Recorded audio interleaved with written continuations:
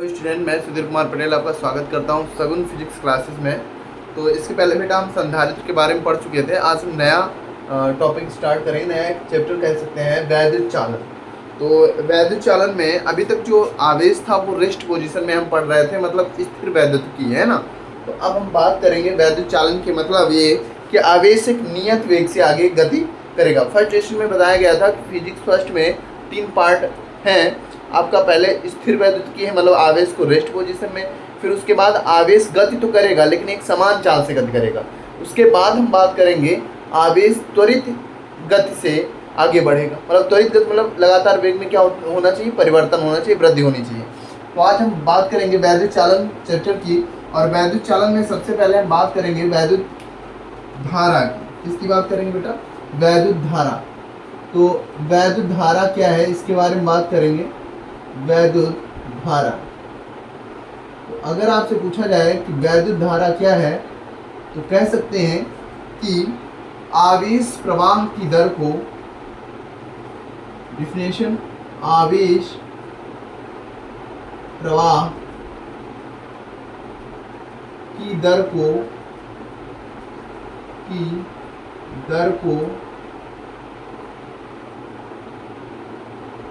वैद्युत धारा कहते हैं।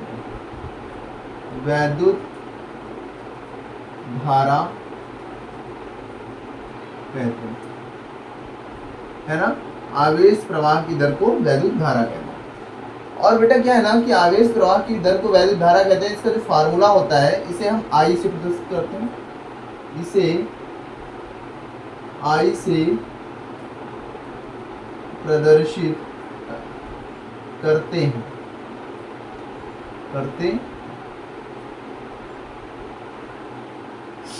ठीक है ना। अब क्या है कि आई बराबर, फार्मूला क्या होता है, आई बराबर होता है Q अपान टी। इसके साथ ही आई बराबर Q अपान टी तो होता है ना बेटा, लेकिन अगर आपसे पूछा जाए इसका मात्रक, तो मात्रक की अगर बात करें तो आवेश से ऊपर, तो सबसे पहले इसका एसआई जो यूनिट होता है वो होता है एम्पियर। क्या होता है बेटा? एम्पियर होता है। और जिसका एसआई यूनिट फार्मूले से अगर निकालें तो मात्रक, इसका सेकंड मात्रक यहीं पे लिख देता हूँ, या कूलाम प्रति सेकंड, क्योंकि ऊपर आवेश है तो आवेश का मात्रक क्या होता है बेटा? कूलाम, और नीचे क्या है, बटे में समय है तो समय का मात्रक सेकंड होता है। और इस आवलिक को इसको हम प्रति बोल सकते हैं, तो कूलाम प्रति सेकंड। तो इसका जो मात्रक होता है वो कूलाम प्रति सेकंड होता है। थोड़ा सा इसके बारे में जान दें कि आवेश प्रवाह की दर को बेटा वैद्युत धारा तो कहते हैं, लेकिन आवेश कहाँ पर? तो एक्चुअल में आपने पढ़ा होगा कि जो वैद्युत धारा का जो प्रवाह है वो सिर्फ और सिर्फ किसमें होता है? धातुओं में। किसमें होता है बेटा? धातुओं। वैद्युत धारा का जो प्रवाह होता है वो धातुओं में होता है। धातुओं में क्या पाए जाते हैं बेटा? धातुओं में पाए जाते हैं मुक्त इलेक्ट्रॉन। क्या पाए जाते हैं? मुक्त इलेक्ट्रॉन, फ्री इलेक्ट्रॉन, है ना। ये मुक्त इलेक्ट्रॉन जो है वैद्युत धारा का प्रवाह करते हैं। मतलब ये कि अभी इसके पहले बाद पढ़ेंगे कैसे गति करते हैं इसके बारे में। तो अभी ये समझ लीजिए सिर्फ कि धातुओं में पाए जाते हैं मुक्त इलेक्ट्रॉन, और ये मुक्त इलेक्ट्रॉनों के कारण ही वैद्युत धारा प्रवाहित होती है। हालांकि एक अधातु भी है आपकी, एक अधातु भी है जिसमें वैद्युत धारा प्रवाहित हो सकती है, और वो है बेटा ग्रेफाइट। क्या है? ग्रेफाइट अधातु। ग्रेफाइट एक अधातु है जिसमें वैद्युत धारा प्रवाहित हो सकती है। तो आपको इतना याद रखना है कि अगर आपसे पूछा जाए वैद्युत धारा क्या है, तो आप कहेंगे आवेश प्रवाह की दर को वैद्युत धारा कहते हैं। इसे आई से प्रदर्शित करते हैं, और आई बराबर बेटा Q अपान टी होता है। ठीक है, इसका मात्रक एम्पियर या कूलाम प्रति सेकंड भी हो सकता है। और वैद्युत धारा का जो प्रवाह है वो एक्चुअल में धातुओं में होता है। धातुओं में होता है मुक्त इलेक्ट्रॉन, और ये मुक्त इलेक्ट्रॉनों के कारण ही संभव हुआ है वैद्युत धारा का प्रवाह। अब अधातु भी एक ऐसी है जिसमें वैद्युत धारा का प्रवाह हो सकता है, वो है ग्रेफाइट। क्या है बेटा? ग्रेफाइट। तो यहाँ तक समझ में आ गया। अब उसके बाद इसकी कुछ और भी इंपॉर्टेंट बातें हैं इसके बारे में जानने के लिए। तो सबसे पहले ये भी बात कर सकते हैं कि आई बराबर क्यू अपान टी हो गया बेटा, ये फार्मूला होता है इसका। अगर बीमा देखें, हाँ, रास कैसी, बेटा कैसी राशि है, तो इसको अदिश राशि के अंतर्गत रखा गया है। किस राशि के अंतर्गत? अदिश राशि। अदिश राशि, अगर अदिश राशि ऑप्शन में है तब तो ठीक है, या एक तीसरी राशि होती है जो प्रदिश राशि होती है। कौन सी? प्रदिश, प्रदिश राशि। तो वैद्युत धारा अगर अदिश राशि कोई, अब मान लो कोई ऑप्शन में क्वेश्चन आ जाए और वहां पे 3-4 ऑप्शन दे दिया जाए और उसमें अदिश राशि ना दिया जाए या अदिश और प्रदिश दोनों दे दिया जाए, तो आप प्रदिश को टिक करेंगे, अदिश को छोड़ देंगे। लेकिन अगर प्रदिश नहीं दिया गया है तो आप अदिश को टिक करेंगे। क्लियर है? अब ये प्रदिश राशियां क्या होती हैं? प्रदिश राशियां वे राशियां होती हैं जिसमें दिशा भी होती है, दिशा भी होती है और परिमाण भी होता है, परिमाण भी होता है ना? दिशा भी होती है और परिमाण भी होता है, लेकिन ये सदिश के नियमों का पालन नहीं करती, सदिश के नियमों का पालन नहीं करती, सदिश के नियमों का पालन नहीं करती हैं, और इसलिए हम इनको कहते हैं प्रदिश राशियां, पालन नहीं करती। ठीक है? और वैसे आपसे पूछा जाए तो कैसी राशि आप बताएंगे? ये अदिश राशि। कैसी राशि है बेटा? अदिश राशि।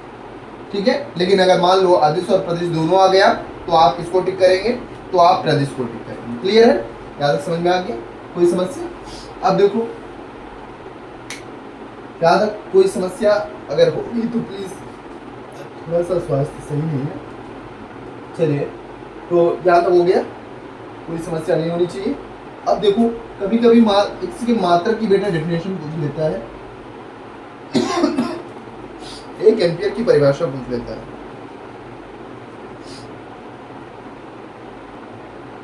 चलिए, तो कभी कभी ना बेटा 1 एम्पियर की परिभाषा पूछ लेता है कि 1 एम्पियर को परिभाषित कीजिए। तो चलिए इसके बारे में बात कर लेते हैं।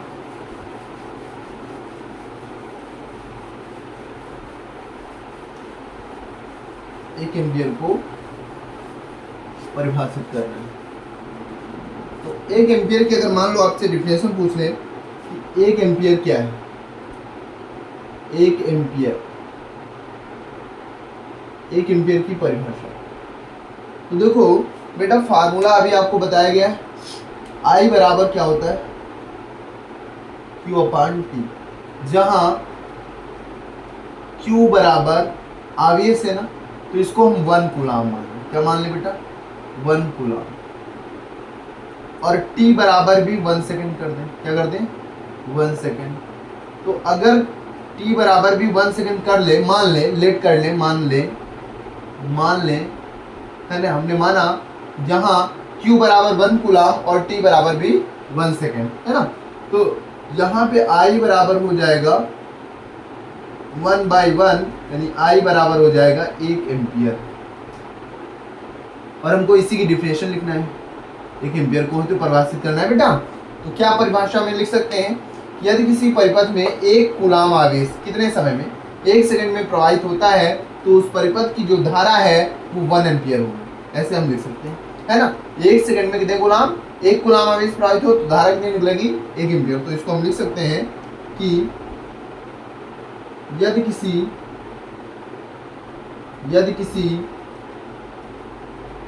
परिपथ में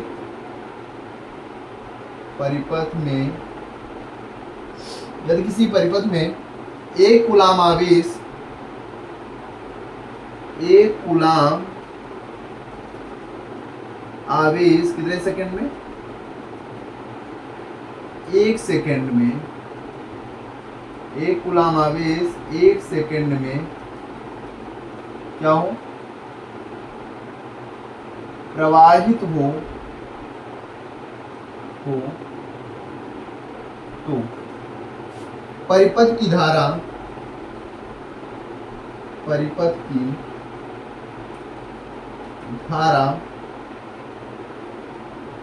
1 एम्पियर होगी, 1 एम्पियर।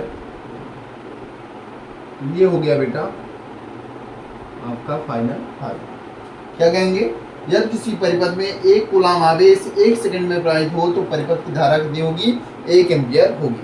अब हम बात करेंगे बेटा धारा घनत्व के बारे में। क्या है? धारा घनत्व।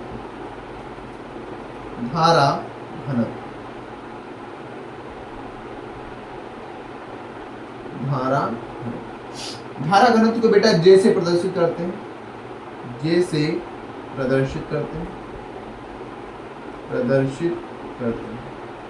अब जरा इसके बारे में बात कर लेते हैं, प्रदर्शित करते हैं।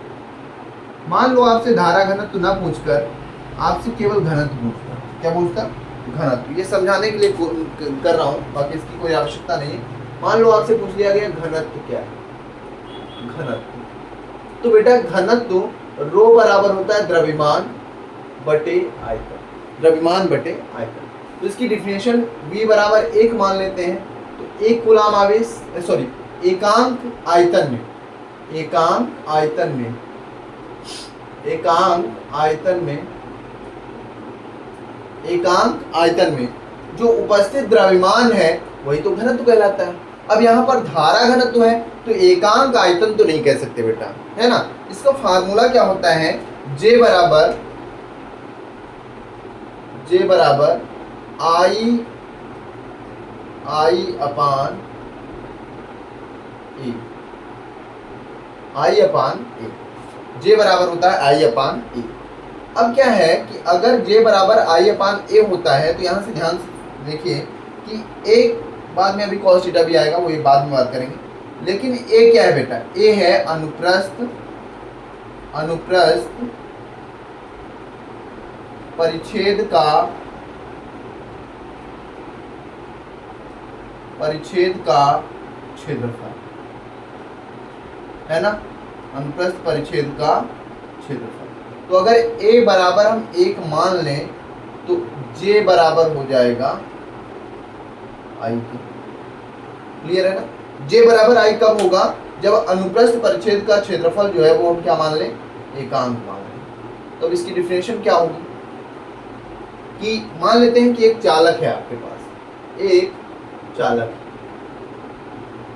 है ना ये, और इसका जो अनुप्रस्थ क्षेत्रफल है वो ये वाला पार्ट, ये वाला पार्ट, इस क्षेत्रफल को हम अनुप्रस्थ क्षेत्रफल बोलते हैं। क्लियर है ना? अब देखो क्षेत्रफल सदिश जो होता है वो हमेशा पृष्ठ के अभिलंबवत होता है, तो ऐसे इस डायरेक्शन में, तो हम यहाँ पे ये हो जाएगा क्षेत्रफल सदिश की डायरेक्शन, और वैद्युत धारा भी इसी डायरेक्शन में प्रवाहित हो रही है ना। तो क्या है कि अगर आपसे पूछा जाए कि धारा घनत्व क्या है तो हम कह सकते हैं, क्या कहेंगे कि एकांक अनुप्रस्थ परिच्छेद क्षेत्रफल के अभिलंबवत गुजरने वाली धारा को धारा घनत्व कहते हैं। क्या लिखेंगे बेटा? एकांक, एकांक अनुप्रस्थ परिच्छेद के क्षेत्रफल से, क्षेत्रफल के अभिलंबवत, अभिलंबवत, यहाँ पे एक शब्द जोड़ना पड़ेगा बेटा, अभिलंबवत, अभिलंबवत लिखेंगे, अभिलंबवत लिखेंगे, अभिलंबवत, लंबवत। चलिए तो इसकी डिफिनेशन लिखें।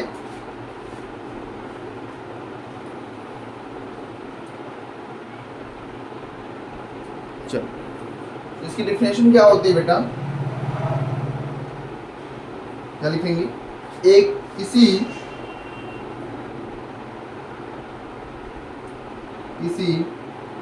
चालक के, किसी चालक के एकांक अनुप्रस्थ, एकांक अनुप्रस्थ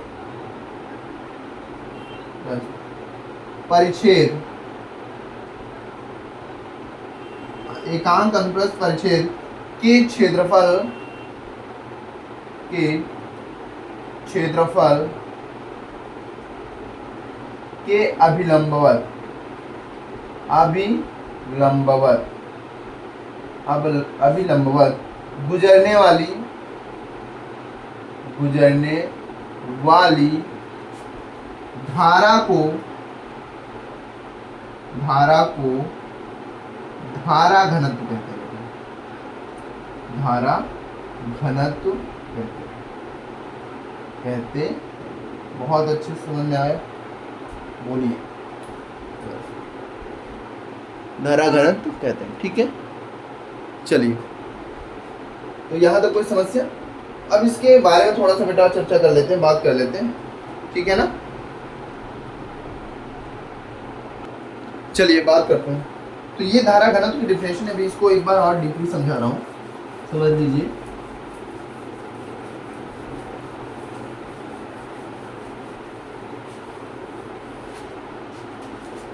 धारा घनत्व पढ़ा रहे हैं आपको, धारा घनत्व डिफिनेशन मैंने बता दी है, थोड़ा सा इसके बारे में बात करें। धारा घनत्व जो होता है बेटा, इसको जे से प्रदर्शित करते हैं पहले। जे बराबर जो होता है वो होता है आई अपान ए, लेकिन यहाँ थोड़ा आपको समझना पड़ेगा। यहाँ पे जो एकांक क्षेत्रफल के अभिलंबवत, एकांक क्षेत्रफल के अभिलंबवत गुजरने वाली धारा को कहते हैं, है ना। किसी चालक के एकांक क्षेत्रफल के अभिलंबवत, एकांक क्षेत्रफल के अभिलंबवत गुजरने वाली धारा को क्या कहते हैं? धारा घनत्व कहते हैं। तो यहाँ पे मान लो चालक है बेटा, ये एक आपके पास क्या है? चालक, ठीक है। जो धारा है वो ऐसे बह रही है, क्लियर है ना। अब देखो, मान लो सपोज कि इसको हमने थोड़ा सा कट कर दिया, और कट करके इसको थोड़ा ऐसे मान लेते हैं, ऐसे, ठीक है ना। तो जो क्षेत्रफल ऐसे था, मान करके डायरेक्शन को देखिए ऐसे, अब वो क्षेत्रफल ऐसे हो जाएगा, यानी यहाँ पर ये हो जाएगा, ये हो जाएगा क्षेत्रफल जब कट करने के पश्चात। ये हम कह सकते हैं इसका काट दिया गया, कट करने के पश्चात इसका क्षेत्रफल सदिश हो गया, क्लियर है। अब देखो धारा की जो डायरेक्शन है वो ये, क्लियर है, ये धारा है। तो इसके बीच अगर एंगल थीटा बनेगा तो ए का कौन सा आएगा बेटा? ए कॉस थीटा आएगा, क्या आएगा? ए कॉस थीटा। तो यहाँ पर अगर बात करें तो जे बराबर हो जाएगा आई अपान ए कॉस थीटा, कॉस थीटा, है ना। तो अगर यहाँ से हम आई की वैल्यू निकालें तो आई बराबर हो जाएगा जे ए कॉस थीटा, ठीक है ना। अब इस फार्मूले का अगर सदिश रूप लिखें, है ना, बटे करके क्रॉस मल्टीप्लाई करें तो जे आई बराबर क्या हो गया? जे ए कॉस थीटा। ये बेटा दो सदिशों का डॉट गुणा है बेटा। क्या गुणा है? डॉट गुणा। दो सदिशों का डॉट गुणा है, जो कि फर्स्ट ईयर में आपने पढ़ा, ठीक है ना। अब देखो, अगर हम बात करें बेटा, यहाँ पे धारा ऐसे बह रही है, इलेक्ट्रॉन बह रहे हैं तो धारा भी बह रही होगी, सॉरी अपोजिट डायरेक्शन में इलेक्ट्रॉन, है ना। ये अभी लिखवा दूंगा नोट में, ठीक है। चालक को हमने काटा तो ऐसे। अब क्या है कि अगर हमें यहाँ से बताना हो कि धारा घनत्व कैसी राशि है, तो धारा घनत्व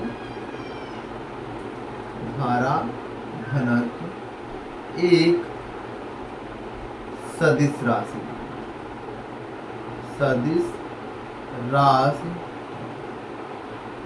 क्लियर है। धारा घनत्व कैसी राशि? सदिश राशि। और क्षेत्रफल सदिश के बारे में बात तो हम कर चुके हैं, गॉस से कर रहे हैं, है ना, तो उसके बारे में। अब इसका मात्रक अगर निकालना हो बेटा, मात्रक, तो धारा घनत्व का अगर मात्रक के बारे में बात करें तो मात्रक यहाँ पर देखिए क्या है? ए है, और अपान में आई अपान ए, है ना। तो आई का जो मात्रक होता है वो होता है एम्पियर। क्या होता है? एम्पियर, अभी मैंने बताया। और अगर हम बात करें ए की, तो ए जो होता है वो होता है मीटर स्क्वायर, क्षेत्रफल का मात्रक होता है मीटर स्क्वायर। तो इसका जो मात्रक है वो हो गया एम्पियर प्रति मीटर स्क्वायर। अगर बीमा के बारे में बात करें तो यहीं पर हम बीमा बात कर लेते हैं। बीमा क्या होती है? बीमा के बारे में बात करें तो इसकी जो बीमा है, देखो आई को हम बीमा के अंतर्गत हम ए से लिख सकते हैं, ए से, है ना। और अगर हम बात करेंगे यहाँ पर मीटर, तो एल स्क्वायर, तो ये हो जाएगा ए एल की पावर माइनस, ये हो जाएगी इसकी, क्लियर है? कोई समस्या? तो आज की क्लास बस यही तक। स्वास्थ्य भी सही नहीं है, तो जिन लोगों ने अभी तक हमारे चैनल को सब्सक्राइब नहीं किया, प्लीज़ प्लीज़ प्लीज़ बेटा सब्सक्राइब करो, ज़्यादा से ज़्यादा लोगों तक शेयर करो। आपको अल्टरनेट एक क्लास मिलती रहेगी, और आशा करते हैं कि जो पेपर एग्जामिनेशन आपका एग्ज़ाम होने वाला है बहुत अच्छा करेंगे, ठीक है। तो बहुत बहुत धन्यवाद।